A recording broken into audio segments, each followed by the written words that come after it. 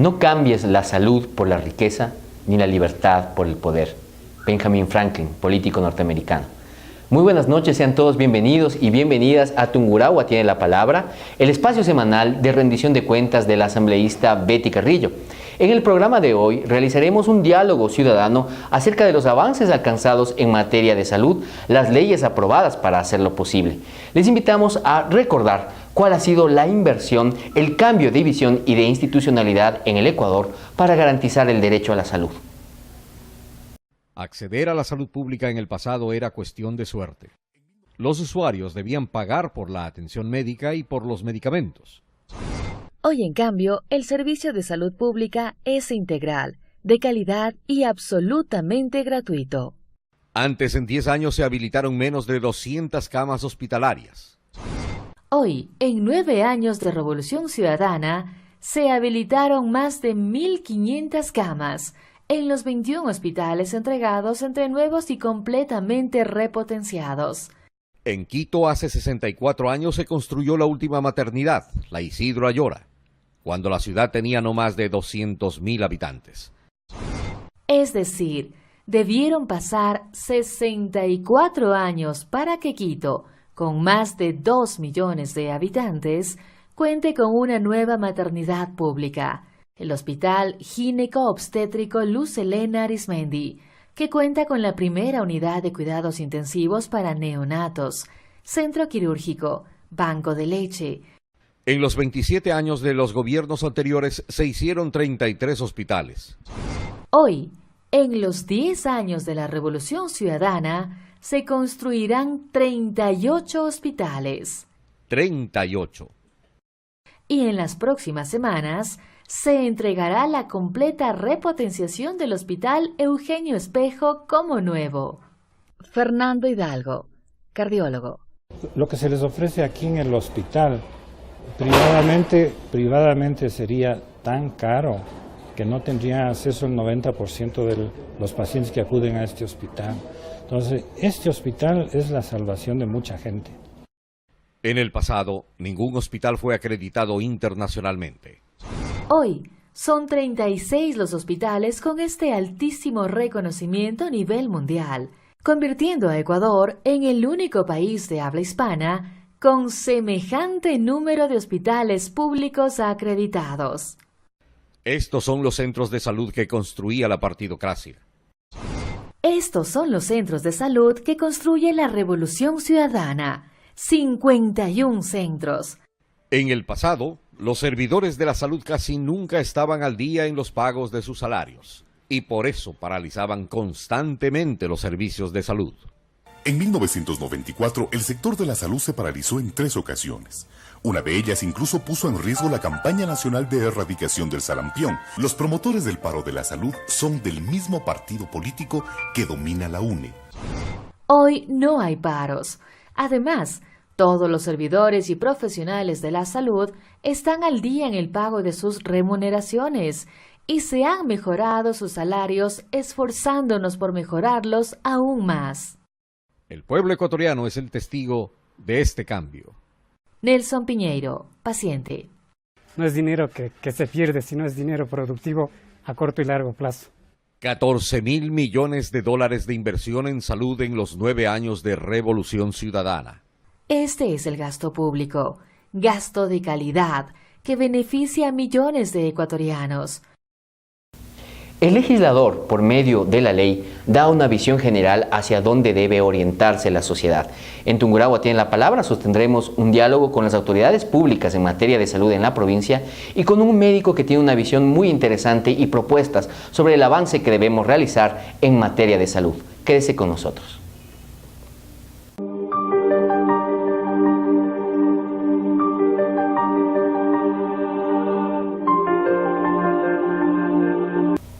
Tungurahua tiene la palabra, busca ser un espacio de diálogo entre los representantes del poder público y la ciudadanía. Hoy en nuestro segmento invitado especial tenemos el gusto de contar con la presencia de Celeste Arias, ella es directora provincial de salud. Vamos a discutir sobre algunos temas que tienen relación al trabajo legislativo, las leyes que se han aprobado, la nueva institucionalidad que existe en salud. Bienvenida Celeste a Tungurahua tiene la palabra. Muchísimas gracias por la invitación.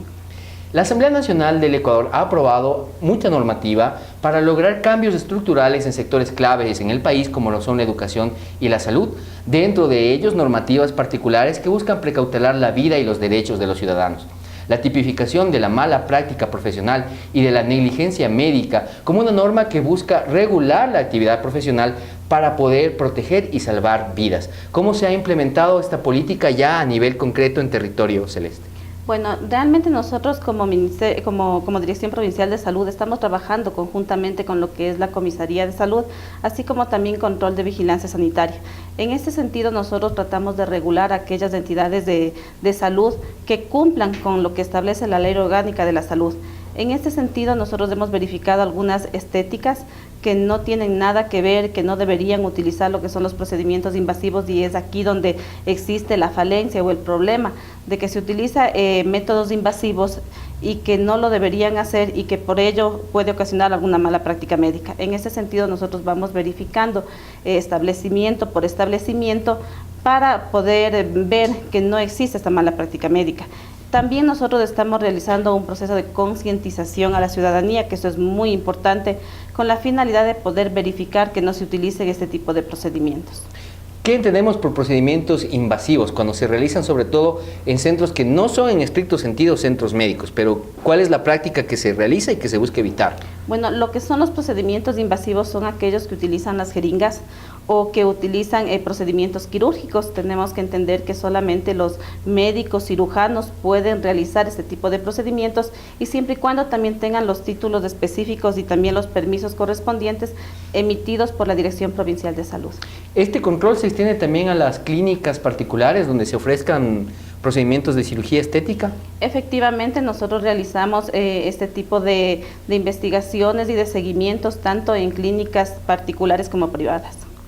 Nuestra sociedad tiene una obsesión por la imagen, por la juventud, por tratar de proyectar una imagen de éxito a través del cuerpo, del físico. Esto sin duda incide en las personas que van buscando estos procedimientos, para que la ciudadanía conozca cuál es la oferta que se realiza en estos centros estéticos y que de pronto tiene una implicación directa en la salud. ¿Qué es lo que se oferta a las mujeres, lo que se les anuncia, lo que se les promete y el riesgo que implica? Bueno, esto es muy interesante. Nosotros hemos verificado que en muchísimas estéticas se está promocionando lo que son liposucción, reducción de peso, y realmente al momento en que nosotros ingresamos no tienen los permisos correspondientes. Esto quiere decir que están de igual manera difundiendo una mala información, y eso también es penado con el Código Penal. Todas las estéticas que simplemente tienen el nombre de estéticas pueden hacer procedimientos en cuestión de cara, en cuestión de cremas, procedimientos que sean simplemente externos, más no internos dentro de lo que es del cuerpo humano. Cuando nosotros hablamos de un proceso invasivo, como lo manifestaba, estamos hablando de inyectar, estamos hablando de un procedimiento quirúrgico que no están teniendo autorización, lo que son las estéticas. A nivel de aquí de la provincia de Tungurahua, nosotros ya realizamos una clausura en este año. Hemos realizado la clausura la semana anterior porque hemos encontrado justamente en una estética lo que son jeringas, el mal manejo también de los desechos, que eso también es muy importante. Hay que tomar en consideración que también el manejo de los desechos tiene que ser de acuerdo a lo que establece la Ley Orgánica de la Salud. La Ley Orgánica de la Salud, las políticas de la administración pública van normando ciertas políticas de control. ¿Por qué es importante que exista colaboración de parte de la clase médica y de la ciudadanía en general? Es decir, ir comprendiendo que aunque en el pasado no existían normas y regulaciones, las que existen ahora no tienen por objeto perseguirlos o dificultar su labor, sino precisamente proteger a la ciudadanía y precautelar la salud. Efectivamente, esta ley lo que busca es precautelar tanto al usuario, pero también al médico, porque hay que entender que el momento que existe una mala práctica médica, primero estamos jugando con la salud de una persona, con la vida de una persona, y segundo también con la libertad de una persona, porque si es que existe una pena y si es que a lo mejor existe un juicio penal, de igual manera ir a la cárcel. El procedimiento que nosotros realizamos es realmente un procedimiento administrativo en el cual existe una sanción por multa, el cierre del establecimiento o la clausura del establecimiento. Pero más allá de eso, nosotros verificamos que dentro de lo que es la Ley Orgánica de la Salud, siempre velará por la salud de las personas que quieren acudir a un centro de salud. Tungurahua tiene la palabra ha venido difundiendo semana a semana el trabajo legislativo de la asambleísta Betty Carrillo. Nos encontramos en este ciclo de programas a través de los cuales queremos que la ciudadanía concientice sobre los beneficios de las leyes que han sido aprobadas y de pronto los puntos en los que podrían mejorar. Celeste, ¿a quién ha beneficiado en la provincia? ¿Cuántos son los usuarios que resultan protegidos con esta normativa, con este control, con la actividad que realiza la Dirección Provincial de Salud? Bueno, nosotros tenemos alrededor más bien de establecimientos de salud en los cuales nosotros estamos normando de 1.123 establecimientos de salud, los cuales realizamos un seguimiento exhaustivo con la finalidad de que el mismo cumpla con el parámetro establecido dentro de la Ley Orgánica de Salud. Hay que tomar en cuenta y también manifestar a la ciudadanía que esto es un beneficio que ha buscado el gobierno nacional, es un beneficio que realmente nos está dando muchísimos resultados con el seguimiento que estamos realizando y gracias a esta ley. El llamar también a la ciudadanía, a las personas, a los médicos que tienen los establecimientos de salud con la finalidad de que cumplan con este reglamento.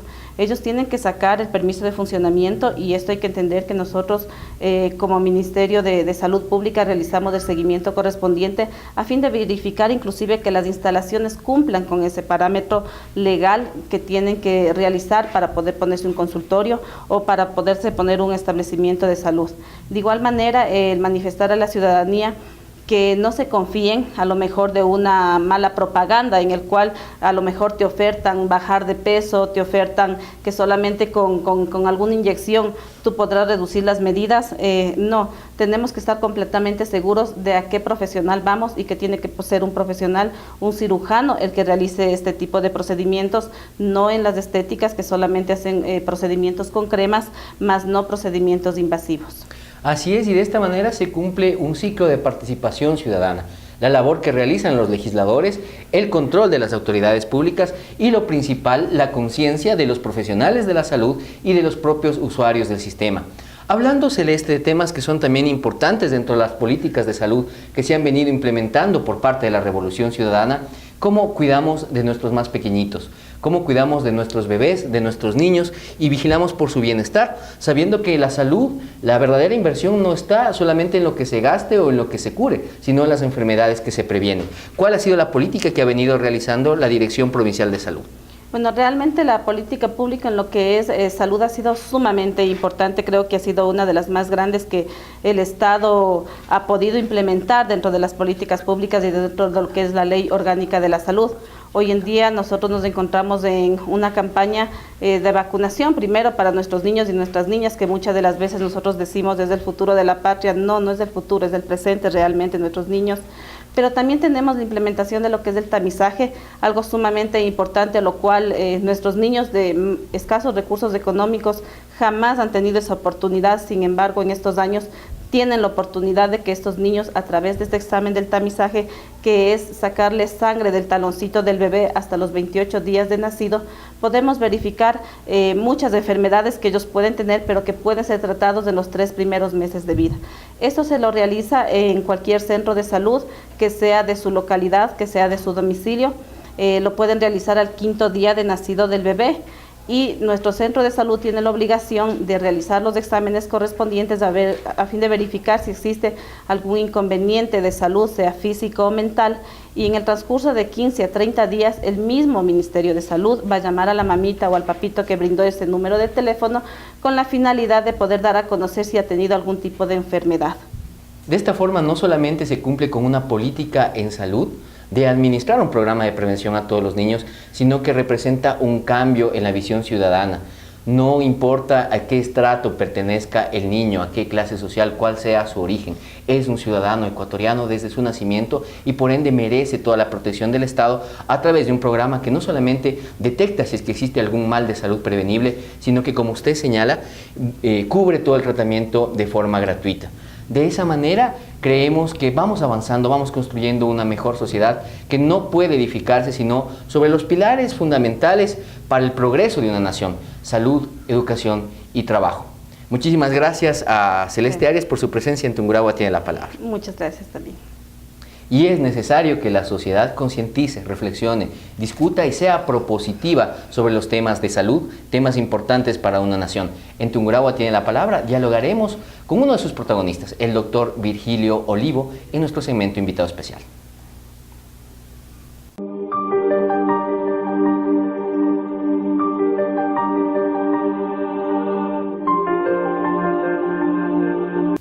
Tungurahua tiene la palabra, el espacio semanal de rendición de cuentas. Nos encontramos haciendo un diálogo sobre el derecho a la salud, conociendo la opinión de sus partícipes, los alcances logrados por el gobierno de la Revolución Ciudadana y los desafíos que tenemos pendientes. Tenemos el gusto de conversar en esta ocasión con el doctor Virgilio Olivo. Él es un destacado médico investigador en la provincia del Tungurahua y con él vamos a analizar algunos aspectos acerca de la situación de salud en el país. Muy buenas noches, doctor. Gracias por la invitación.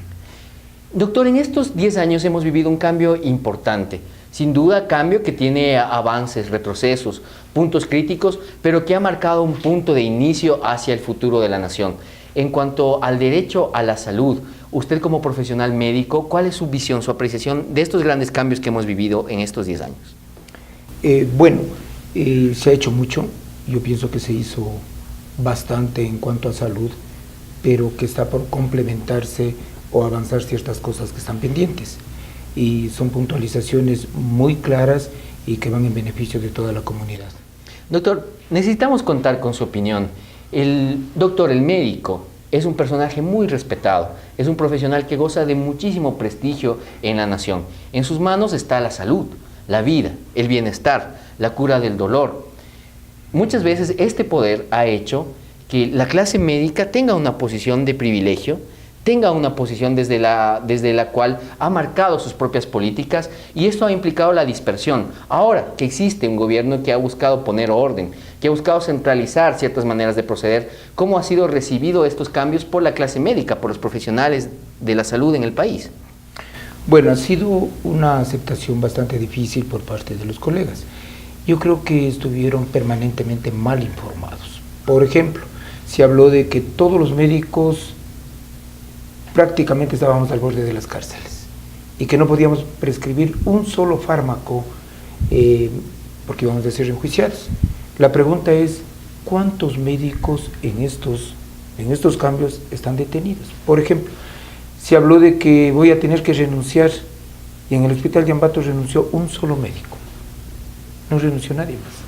Entonces eso demuestra de que hubo una mala información, de que se aprovecharon, no sé quién, pero se aprovechó para mal informar y crear en el ambiente médico esa incertidumbre de la prisión, de la sanción, de la penalización.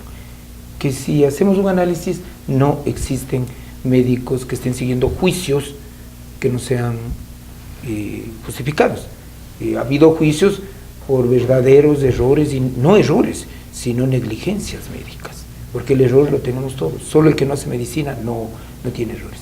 Pero si ha habido juicios, por ejemplo, si yo soy el que voy a hacer una cirugía y delego a otra persona que eso no me autoriza a nadie, ese es un error muy grave. Esos son los casos de juicios. En una patria, cada vez que se implementan cambios, tenemos que pensar en la visión colectiva y en la afectación personal. El arte de la política es saber equilibrar lo uno y lo otro. Y han existido medidas como, por ejemplo, aquella política implementada de que los médicos trabajen 8 horas en las instituciones públicas, que lógicamente no fue bien recibida en primera instancia por los especialistas que estaban acostumbrados a realizar su trabajo en 4 horas. Esto no es un cuestionamiento a la labor médica. Posiblemente 4 horas basten para que un profesional pueda atender a cierto número de pacientes. ¿Por qué ha sido importante realizar este cambio y sobre todo concientizar en la forma en cómo los profesionales del gremio reciben estas políticas? Bueno, nosotros somos personas que desde la universidad estamos dispuestos a trabajar y a las horas que vengan. O sea, el médico, el graduado en medicina desafía horas. Lo que quizás faltó un poco es de explicar de que en este cambio llegará el momento donde haya mejores remuneraciones para los colegas, que eso es lo que tendría que hacerse. Pero en un país que obviamente se ha cogido quebrado, no se puede pedir de inmediato el aumento de sueldos. Pero yo estoy de acuerdo que un médico debería ganar más que es lo que en algún momento se debe apuntar con estos cambios de políticas, Así a es. ganar más. Así es, y que exista una relación adecuada entre el trabajo que se realiza, el beneficio de la ciudadanía y la remuneración. Lo hemos mencionado ya, se han dado grandes cambios tanto a nivel de infraestructura como de inversión en salud. Sin embargo, ello no puede desconocer los puntos críticos en los que es necesario mejorar. Las ofertas gubernamentales están en el sentido de la reforma, la continuidad, el cambio hacia el positivo o tal vez el cuestionamiento total a todo lo que se ha hecho. ¿Cuál es su criterio, doctor? ¿Se ha avanzado en salud y es necesario mejorar? ¿Cuáles son algunas de las propuestas que en concreto se pueden implementar para mejorar, por ejemplo, la atención en salud o las políticas de prevención? Sí, yo creo que el gobierno que venga tiene que seguir trabajando o hacerlo más todavía en cuanto a prevención. ¿Por qué es importante la prevención? Porque si nosotros revisamos tablas, indicadores, nosotros tenemos una población que está tremendamente mal informada en cuanto a lo que es nutrición. Esto trae a obesidad, la obesidad a hipertensión arterial, diabetes. Estas son enfermedades casi catastróficas. ¿Por qué? Porque son de un gasto económico enorme y de un problema intrafamiliar grande. Tener cualquiera de estas enfermedades significa que en algún momento ese paciente va a hacer un accidente cerebrovascular. Entonces, claro que la misión Eugenio Espejo va a estar dispuesta a ayudarle, pero no se trata de tener la tercera parte de Ambato con accidente cerebrovascular o infartados. Entonces, la idea es prevenir todo eso. ¿Y cuándo se previene? La diabetes, calculamos los médicos que se produce 20 años antes del diagnóstico, y la hipertensión arterial 20 años del diagnóstico. Cada 10 segundos aparecen 3 diabéticos y cada 6 segundos se muere uno. Lo que representa que para una familia perder un ser querido, y a lo mejor es del soporte económico de esa familia, le catalogo yo desastrosa la situación. La hipertensión arterial, se mueren 20.000 pacientes diarios, en el mundo me refiero, 20.000 diarios por hipertensión arterial.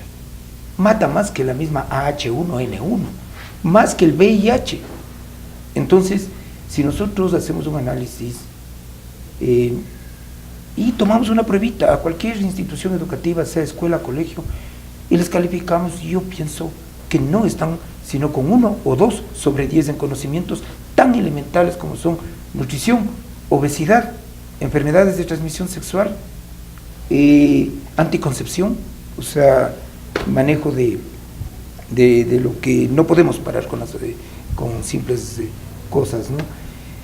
Entonces, cuando nosotros le hablamos de que el alcoholismo no tiene cura, esa persona tendrá que pensar 2 o 3 veces para tratar de consumir sustancias. Esa es la prevención.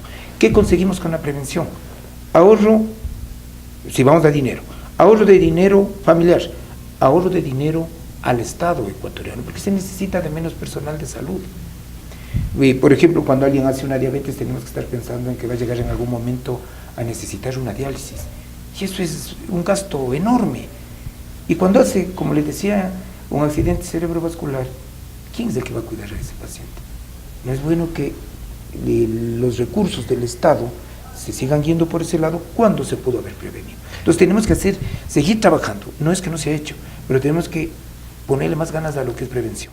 Sobre todo en la implementación de lo que es el modelo de medicina familiar. Jóvenes ecuatorianos se han preparado en Cuba y en otras naciones al respecto a la importancia de lo que es planificar, hacer que la atención general en salud pueda ser de calidad desde el primer profesional que le atiende, es decir, el médico general sea capaz de detectar, prevenir y gestionar ciertos males antes de que escale a los hospitales de especialidad o colapse el sistema de salud que se ha implementado y mejorado en el país.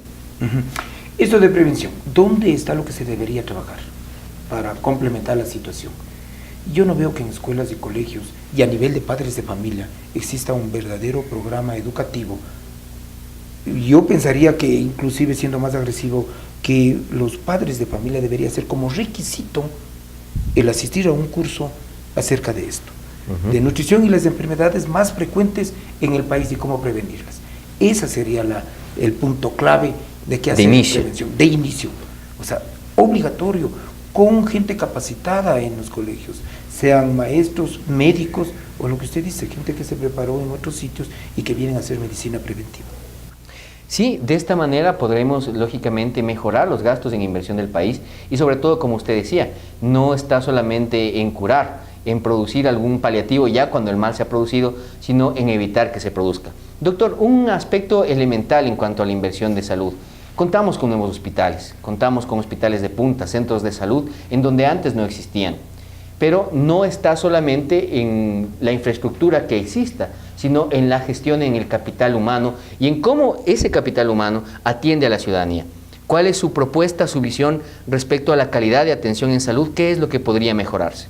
Ya, yo creo que en esto tenemos que ser puntuales. Aquí sí hay un error de falta de asesoramiento, no sé qué sucedió. Por ejemplo, la Organización Mundial de la Salud nos da máximo 15 minutos para atender por pacientes, 15 minutos. En papeleos y de lo que es el consenso general de todos los centros del país, es que se le va 10 minutos solo en papeleos, solo en llenar cosas que no es que no tengan importancia, pero si comparamos con los 5 minutos que usted le brinda al paciente, eso es un error garrafal. Verá que en 5 minutos, yo llevo muchos años en la profesión, y lo más importante en la profesión es el diagnóstico. Eso es la esencia de ser médico, el diagnóstico. Sin diagnóstico, pésimo tratamiento. Y con un tratamiento malo, complicaciones. ¿Dónde van a parar las complicaciones? A los centros de mayor especialidad. Esos pobres especialistas no van a poder atender a tanta gente que no ha sido tratada adecuadamente. Entonces, ese cambio debe existir. O aumentamos el tiempo de atención al paciente o disminuyámosle el papeleo a cosas muy puntuales, muy simples, o que haya otro personal que se encargue de hacer eso, y que al médico le dejen hacer una muy buena historia clínica, un muy buen examen físico y llegar a un excelente diagnóstico, que sin diagnóstico no hay medicina. Así es, porque es importante, doctor, y no solamente se da en salud, sino también en educación, que las políticas que se implementan tienen que derivar en el bienestar del paciente o en el bienestar de los niños que se educan muchas veces. En tratar de incorporar buenas directrices, lo que se hace es dificultar la atención principal, que es al ser humano, y eso es lo esencial. Doctor, un aspecto elemental que usted mencionaba acerca de la prevención es que el alcoholismo, por ejemplo, no tiene cura. Otro tanto sucede con otras adicciones y del consumo problemático de drogas. Es un problema fundamental para la sociedad tratar de resolverlo, tratar de reducir la inversión que se realiza en estos gastos, sobre todo en materia de prevención. Nos encontramos en una coyuntura política en que la respuesta a las drogas aparentemente es el endurecimiento de las penas o la legislación criminal en el país. ¿Cuál es su perspectiva como médico, como persona interesada en este problema? Sí, una pequeña observación antes de pasar a esta pregunta, es que si nosotros revisamos noticias a nivel mundial, el error médico es un problema de salud pública y allá es donde debe atacar cualquier gobierno. Lo ha hecho este gobierno, pero pienso yo que falta todavía. Hay que atacar eso. El error, no se olviden de esto, el error médico es un problema de salud pública, genera mucho dinero, genera muchas complicaciones emocionales, muchas complicaciones físicas. Su pregunta acerca del consumo de drogas y alcohol. Yo creo que los profesionales, muy pocos le han prestado atención a esto, ¿no? Y tienen conceptos totalmente errados. Por ejemplo, la discusión quién es alcohólico y quién no es alcohólico, solo la definición de la Organización Mundial de la Salud dice lo siguiente: alcohólico es aquella persona cuyo hábito de beber le conduce a deteriorar su trabajo y actividad social. Solo dos cosas, basta que se altere el trabajo, actividad social, y su principal característica es la negación, ese es el alcohólico. Entonces nosotros nos topamos con alcohólicos ya en 18 años, en 17 años, que están alterando su actividad social y su trabajo, es decir, están faltando a clases, y están yéndose presos por peleas, por cuestiones de manejo en estado de ebriedad, escándalos públicos, violencia intrafamiliar. Ese es un alcohólico, porque se alteró su actividad social y su trabajo. Entonces, si nosotros detectamos a tiempo eso, esa persona puede ser beneficiada. Pero ¿qué oigo yo en ciertos candidatos que están más perdidos que están perdidos cuando dicen vamos a poner centros de rehabilitación? Esa es una barbaridad. Nos va a faltar. ¿Y sabe qué es lo peor, señor periodista?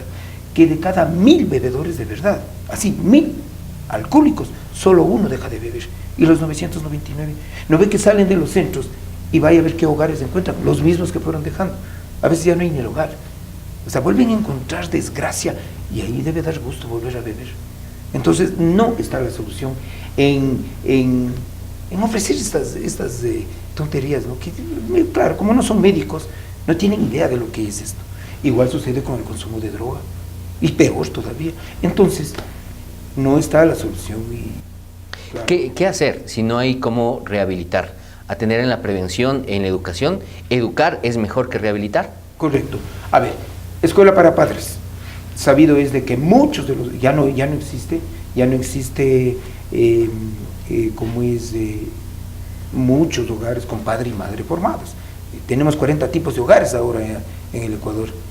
Pero cuando hablamos de escuela para padres son los que hacen de padres, tíos, primos, fueron los padres, fallecieron, o simplemente están igual en la droga. La escuela para padres, bien dirigida, con un control, con gente profesional, va a reducir ese consumo de alcohol. No puede ser justo que un niño maltratado, ofendido, violado, yo creo que el único escape que tiene es el consumo de drogas. Entonces hay que implementar verdaderas escuelas para padres, para evitar esto, porque no tiene cura el alcoholismo, no hay cura. Lo que se puede es controlar, no hay cura. Esa sería la política en cuanto a drogas y alcohol. Muchísimas gracias, doctor, por su valioso criterio, por su experiencia profesional.